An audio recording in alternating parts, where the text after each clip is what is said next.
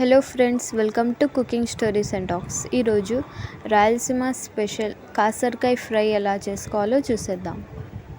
ఈ కాకరకాయలు హెల్త్కి చాలా మంచిది. ఇవైతే ఎక్కువగా రాయలసీమ సైడే దొరుకుతాయి. అవి కూడా రైనీ సీజన్లో మాత్రమే దొరుకుతాయి. ఇప్పుడు ఒక కడాయిలో 2-3 టైమ్స్ బాగా వాష్ చేసుకున్న కాకరకాయలు తగినంత సాల్ట్ వేసుకొని కలుపుతూ బాగా ఫ్రై చేసుకోవాలి. ఇప్పుడు కడాయి మూత పెట్టేసి కాకరకాయల్ని 10 నిమిషాల పాటు మగ్గనివ్వాలి.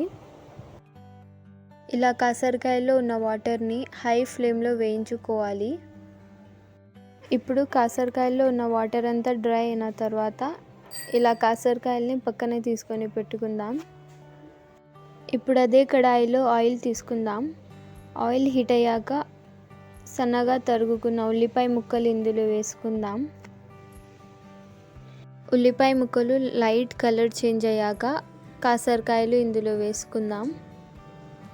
ఇప్పుడు మీడియం ఫ్లేమ్లో ఈ కాకరకాయల్ని 10 నిమిషాల పాటు మగ్గనించుకోవాలి. ఇప్పుడు కాకరకాయలు వేగే వరకు కొబ్బరి కారం రెడీ చేసుకుందాం. ముందుగా ఒక మిక్సీ జార్లో పుటానాల పప్పు, ఎండు కొబ్బరి పొడి, 5-6 వెల్లుల్లి రెబ్బలు, అలాగే టేస్ట్కి సరిపడా సాల్ట్, చిల్లీ పౌడర్ వేసుకొని గ్రైండ్ చేసుకొని పెట్టుకుందాం.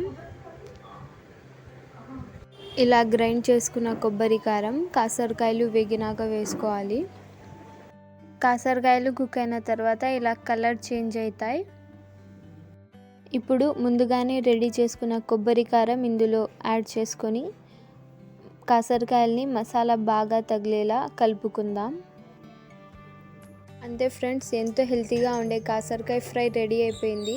ఇవి చపాతీలో, రైస్లో ఎంతో టేస్టీగా ఉంటాయి. మీకు నా వీడియో నచ్చితే తప్పకుండా నా ఛానల్ని సబ్స్క్రైబ్ చేయండి, షేర్ చేయండి. Thank you for watching.